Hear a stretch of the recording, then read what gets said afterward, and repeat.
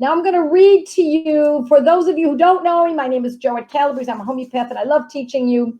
So whatever you want to learn, I'm here to teach you pretty much as I can. And what I can't teach on Facebook Live, I hope that you will move further and listen to my podcasts and certainly go to my blog that I've been authoring for 12 years. It's all free with no affiliate programs. And I say this over and over again, but for those of you who are new, I don't do affiliate programs. And what that means is I don't monetize what I'm doing here. The way that I make my income is through courses, offering full courses, many weeks long courses that are online and in my private practice, but mostly it's courses these days because I really love to teach this homeopathy. So for those of you who do know me, welcome friends. It's great to see all your names and your little comments and all. So today we are going to talk about a homeopathic medicine that deals with skin and dental pain. And those two areas are really, if you put those two together for this medicine, you will be able to remember it better. Skin, not all skin, although it can be all skin, it's a very specific area of skin. So it's the scalp, where there can be eczema and itching, the hands, especially around the hands, this area of the hands, especially on the backs of the hands, but up to about the wrist, and dental. And sometimes it's a combination of both. And so the medicine we're going to be studying today is Mezereum. Mezereum. Mezereum. Mezereum. This is, we're following through in my Materia Medica. Should you be interested, this is available at any time. Go to my website and you will find this. Pardon me? Eileen got it already. She already said it. Yeah, she already got it set up for me. That's great. I know. Thanks, Eileen. Isn't it Elaine? Are you talking about Elaine? Elaine, yeah. Elaine, not Eileen. Yeah, Eileen, it works for us. So thank you, Elaine. Thank you very much. So this week, I'm teaching you about a medicine. I'm just going to read what the tickler was that doesn't have enough of a reputation as it ought to. This is a great medicine. Now, I sound like I've got something wrong in my mouth, and I kind of do. I've been eating, parenthetically, I have been eating so much. My brother and I plan the meal in the morning. That night, we get together after a full day of work, and we get together in the kitchen. We make these fabulous meals, and our boys come and eat with us. And I made these little artichokes. I stuffed them, the little tiny ones. I love artichokes, and I stuffed them with garlic and salt and pepper, and then put olive oil all over them and lemon juice and put them in the oven, and they were just to die for. Well, I bit into one of the artichokes. They're the kind that are so tiny that you pull up just a few leaves and then you can eat the whole thing in total. I bit into the side of my tongue, and and that was yesterday, and today it still sounds like I have marbles in my mouth. So if you're wondering why, it's not because I had too much to drink. It's because I've had too much to eat. So this week I'll be telling you about this medicine, Mezereum. And this is a great medicine for the mouth, not for having bit the tongue. I mean, I could take something for that. I could use a little calendula. I could get some calendula tincture, swish it around, because that's great for open wounds, especially in the mouth, in that area. I could, if it were really painful, I could use something like Hypericum or belladonna. Not bad enough. It's not worth it. But when I talk a lot, as I do for something like this, then it sounds, it becomes a little bothersome in there. Okay, so Mezereum. It's a great medicine. And I always knew it for skin. As a homeopath or a homeopathic student, we studied Mezereum for the skin, the scalp oozing, itching, pustular sometimes, but mostly oozing, itching skin that's worse, especially the scalp, that's worse upon getting into bed at night. There are a couple of them that are like that, but if you have that itching, especially at night in bed, this is potentially a very good medicine. It is also, hearkening back to, see if you can remember what the other medicine that was called, that began with an M, that has to do with eczema presenting after a vaccine. Now, I'm not talking about the vaccination was in 1962, and now you're getting it. No, I'm talking about shortly after the vaccine, what presents is this kind of eczema. So see if some people can tell me what that is. It's always fun to see how folks come along with that and see how much you remember. But what I didn't recognize was the use of this medicine when I was studying it, many years ago, for a specific kind of pain, a neuralgic pain in a specific part of the body, in the teeth, around the mouth. So it has to do with the teeth. It's a neuralgia of the teeth. It can be when someone tells me they have pain in the teeth and they don't know what the cause is. They don't know what the diagnosis is. It doesn't appear to be an infection. It doesn't appear to be a gum boil or an abscess or anything like that. It's just this neuralgia that's unspecified. Wow, I have a lisp.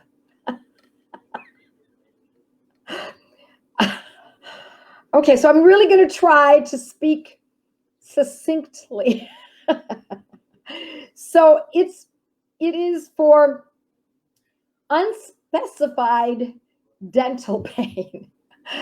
Mesoreum. It's a beautiful medicine. I've used it in a 30 and I've used it in a 200. I've never used it in a 1M, never used it in a 6, 30s and 200s.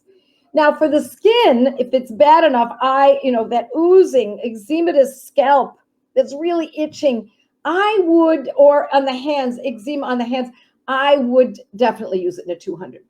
How would I use it in a 200?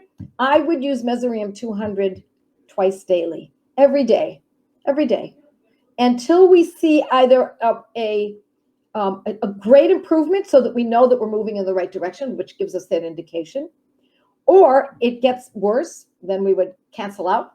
Stop, don't do it anymore. We're talking about considerably worse, not just a little extra itching, but considerably worse. Then it might likely mean that it's the wrong medicine. And I would stop it if it was completely resolved.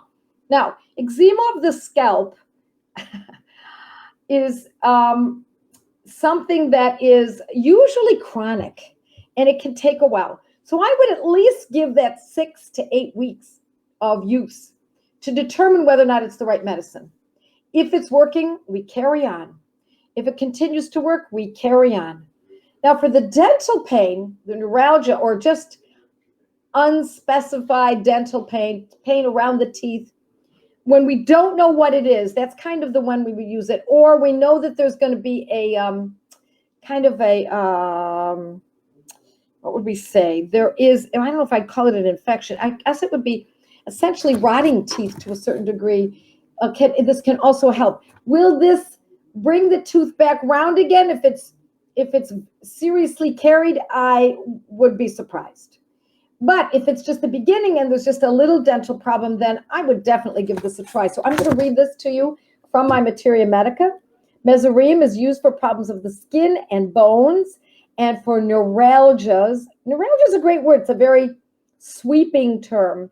It's just pain. It's a kind of broad spectrum pain, especially about the teeth and the face. It is often indicated for persons, well, I say light complexion and all, but to be honest, I wouldn't even look for that. I write that in there because that is part of the Materia Medica, but to be honest, I find this works for anyone, particularly when, we're what I got this from was from studies that under which I worked with homeopaths from Europe and the United States.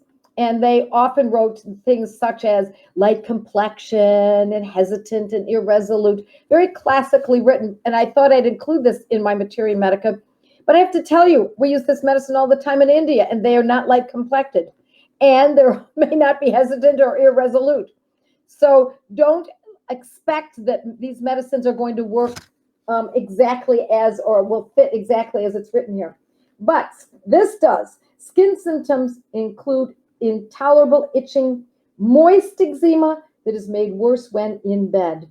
Other symptoms include itching eruptions that occur after the vaccination, as I said, and the head is covered with thick, tough scabs that fill with pus. Now, This sounds a lot like cradle cap, doesn't it? Very extreme cradle cap that you find on babies. And if you could say the baby did not have cradle cap, or had very mild cradle cap, and then got that, and then shortly after, the cradle cap worsened greatly, or got, or was not there in the first place, and became very evident after that, and it was itchy, especially upon putting the baby to bed, and it was oozing. You don't need to see the word cradle cap for this to work. It's good enough that we're looking at it as eczema or scabbing and itching scalp. So just because the word cradle cap isn't there doesn't mean it wouldn't work for that. So I consider that a good one for a cradle cap. Okay, scales, scabs, and filled with pus. Okay, violent neuralgias. Now we're going to the next area that it covers. May be present around the face, teeth, running toward the ear, all along here, all along in there.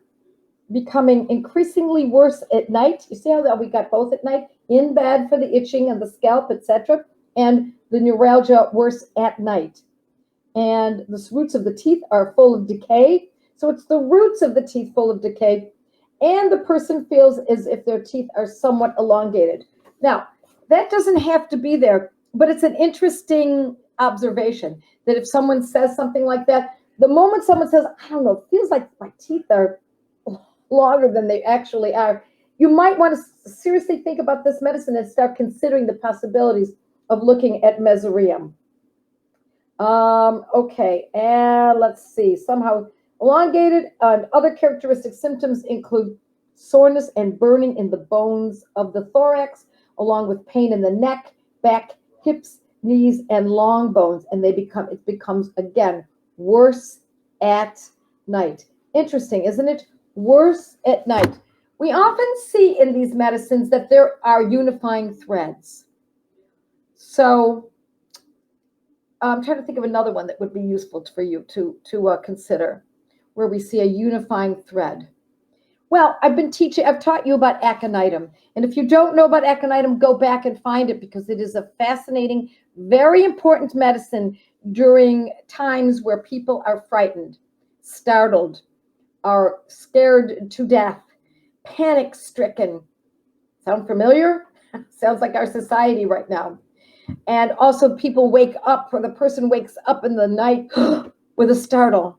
That's aconitum. So there is this shockiness with aconitum. I'm going to show you how these medicines compare. Not that they're similar in any way other than the fact that each of these medicines have their keynotes that are connected to each other. So aconitum is about a shock of cold air hitting the person, then they get sick, they catch a cold, they get pneumonia. That's a little bit of a shock of sorts. And then the other aspect is it feels like they've experienced a shock by waking in the middle of the night. Or aconitum might be useful for someone who was exposed to a shock. They witnessed an atrocity, or they were in an automobile accident or something. All of those have that unifying thread of shock or quick onset, or everything's fine until just now, bam, then all of a sudden everything went wrong.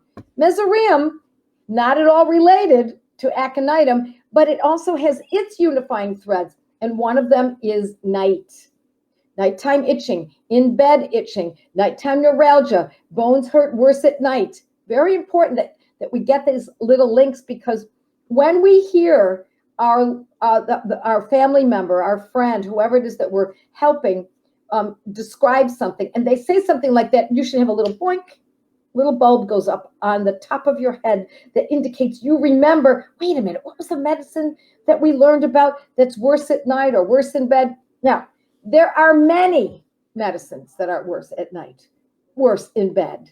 There's often itching worse in bed, so it's not that uncommon, but it is something to consider when we're thinking about how to understand and to learn our materia medica. All righty, let us see what kind of, yes, there you go, malandrinum. No, malandrinum does not kill the effects of COVID-19. Malandrinum deals with eczema or rashes, especially eczema, that follow a vaccine.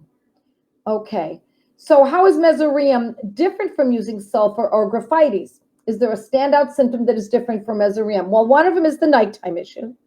Sulfur has other aspects of it, such as the person can be messy, there can be odors, the person has odors. If there is eczema on the scalp may have an odor, or the person experiences life as too odorous.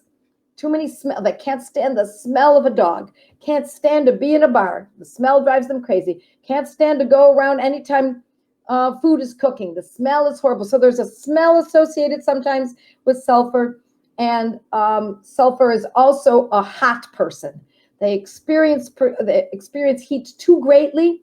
And a lot of times they perspire, and the perspiration has a strong odor. So you see there is that I'm doing this in a very cursory manner, folks. I just want you to know that there are so many ways to look at sulfur. And sulfur, if you look into Materia Medica, there's a lot of information on sulfur. It has a long history, a long reputation for dealing with many, many conditions, one of which, of course, is the skin.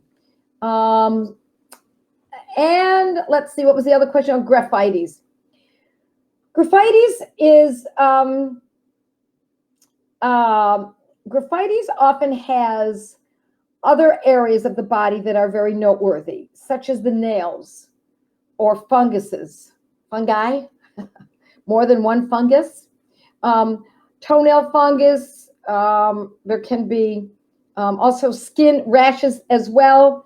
But graphites, I would not consider graphites necessarily for a child with cradle cap, whereas I would consider mesoreum a good medicine for a child with cradle cap. Why? Because in general, and this is a very sweeping generalization, but in general, graphites has to do with someone a little bit closer to middle age. Not that we can't use it any other time, but generally speaking, graphites is used for people around middle age. Okay, I hope that helps you a little bit. But one of the ways to know the differentials between medicines is obvious.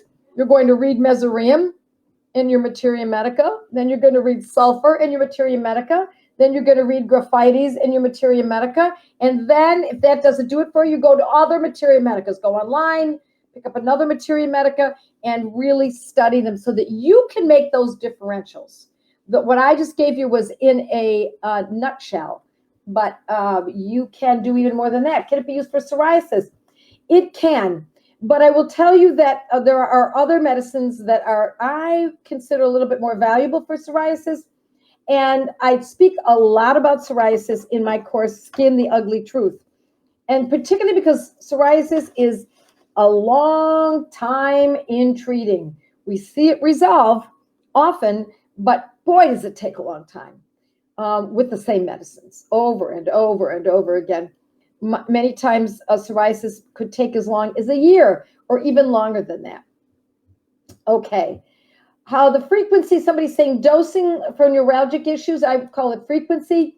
Frequency for neuralgia issues, we use it. I would start with twice a day, always, but if needed, then I would certainly go to a little more frequently if the pain is not being subdued with that twice daily. When would you consider calcarb for eczema? Well, calcarb is I don't think of calcarb for eczema. I think of calcarb as the baseline in addition to medicines for eczema. Doesn't mean we can't do it that way, but again, sweeping generalization, folks, calcarb is more for the baseline. And I often describe it as this: if we're looking at a symphony, the string section holds the melody and the harmony.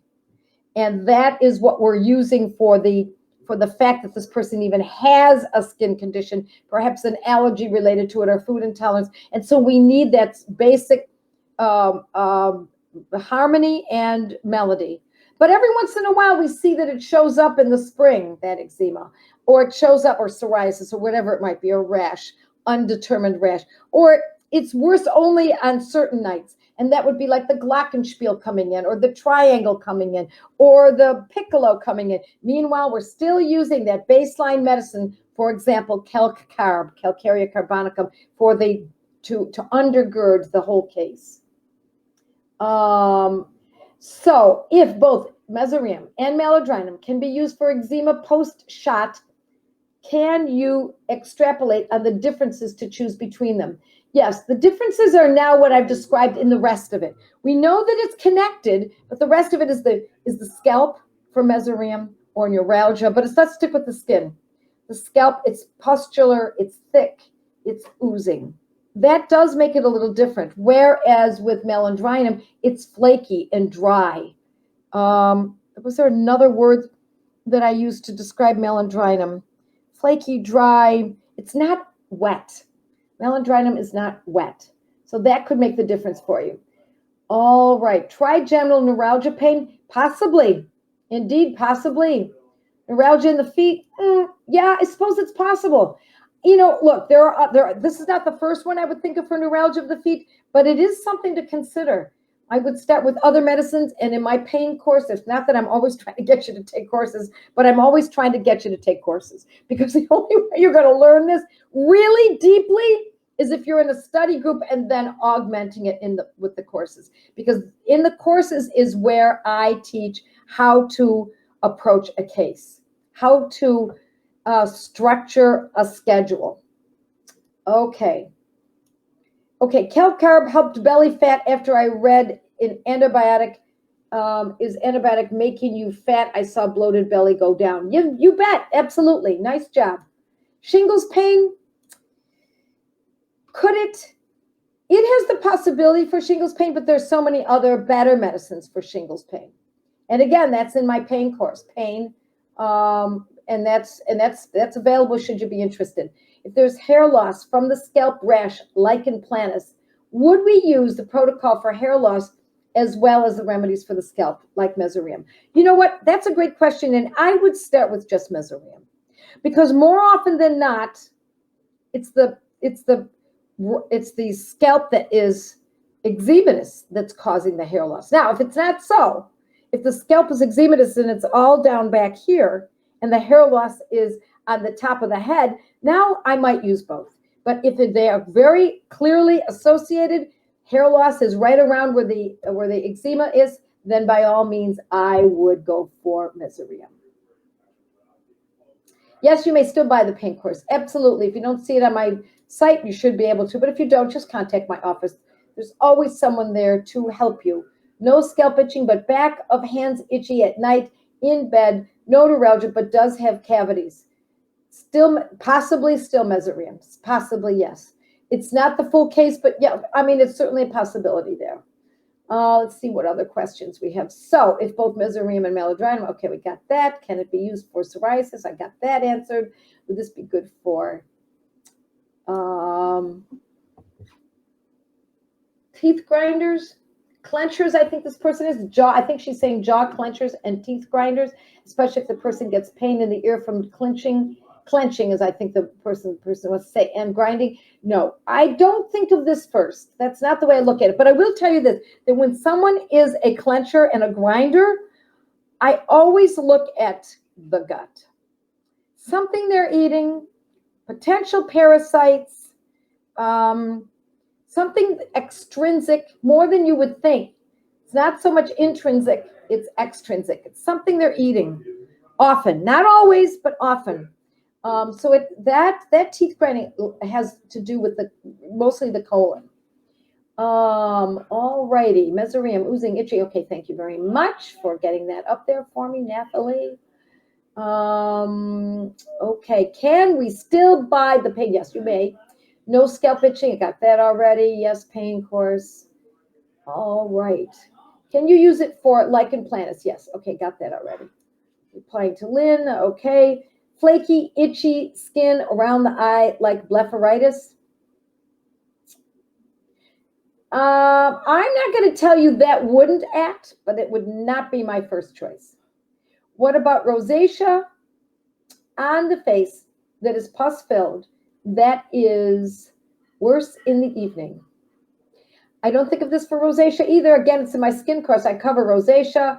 I cover the eyes that are itchy and flaky. That's usually eczema, and the blepharitis. I cover that all in my skin course. No, I would not think of it that way. What Ignatia people clench? Ignition people can clench if it's a central nervous system issue. If they're anxious, yes, then they can. Absolutely. And skin course, thank you for putting that up for folks, including, okay. Arsenicum lacus says, Kelly, iodinomercurius. I don't know what, I think this sounds like an answer to someone's question. All right, back to my mighties. For those of you who are interested, you might want to consider joining mighties. Okay, vertical tooth fracture with a gum boil. Pyrogenium not helping. Would this be helpful? Vertical tooth fracture. A vertical tooth fracture, if it's deep enough, needs to probably be extracted. I don't know any homeopathic medicine that has ever bound up a tooth again, has fused a tooth. I don't know that ever happening. I doubt very much that we could do that. We can do it with bones, but I don't believe we can do it with teeth. The gum boil means that that fracture is caused most likely causing the infection in the gum. And so pyrogenium is probably not, I mean, you need to use something. There's no doubt about that. And I talk about that in my antibiotic course, alternatives to antibiotics.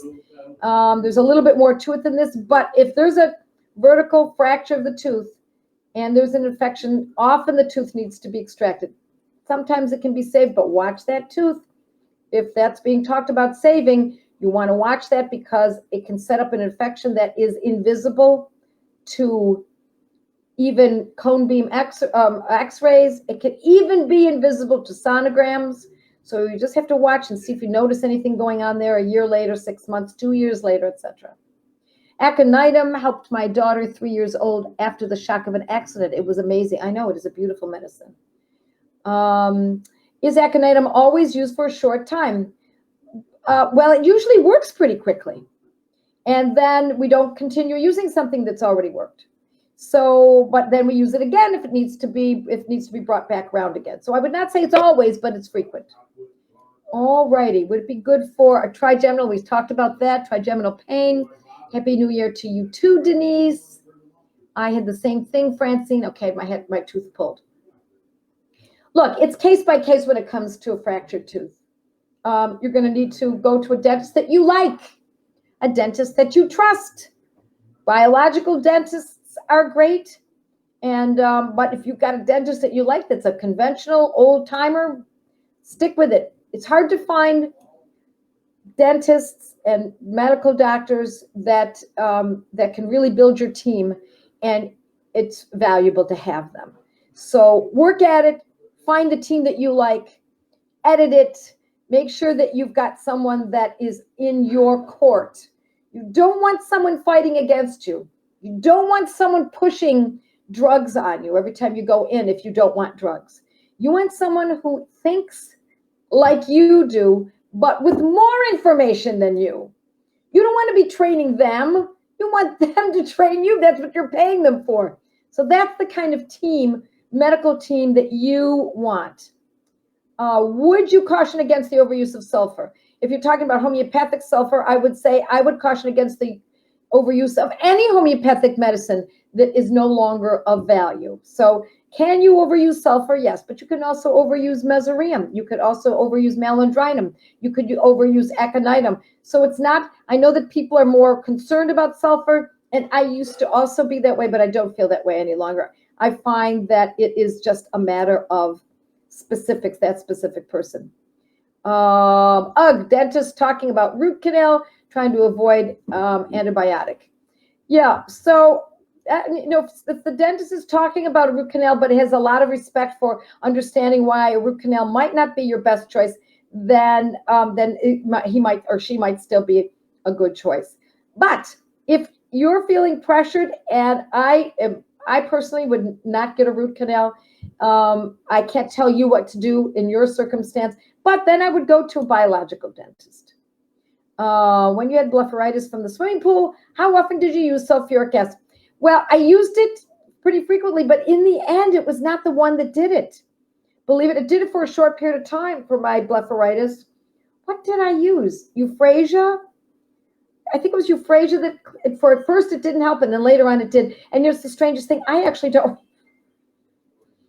Neuralgia, and I think I also used ambrosia.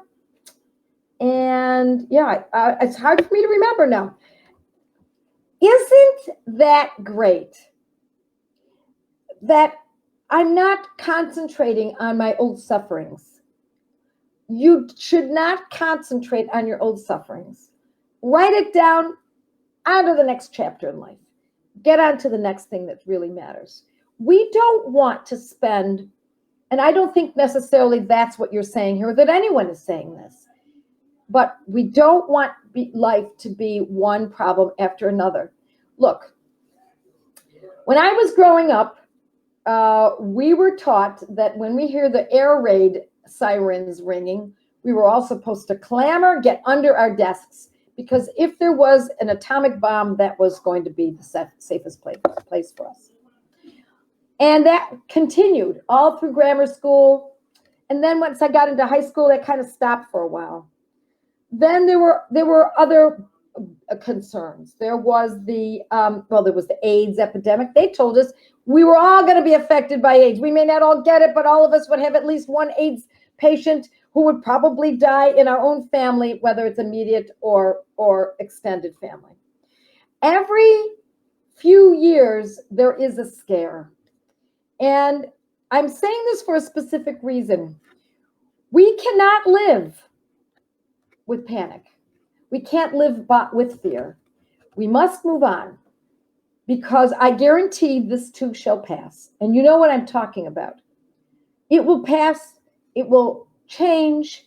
It might get worse for a while. It might get better for a while, but we have no idea what will happen. So let's just live our lives.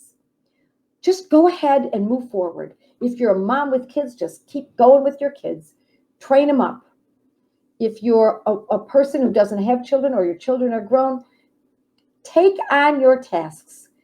Take on your duties and take them on with aplomb. Learn homeopathy. Study it. Learn it really well. Make this the year, 2021, the year that you learned homeopathy so well that the next scare that came along, you felt comfortable about. I'm going to tell you, I'm not worried. My family had it, I believe, but who knows? We were not tested.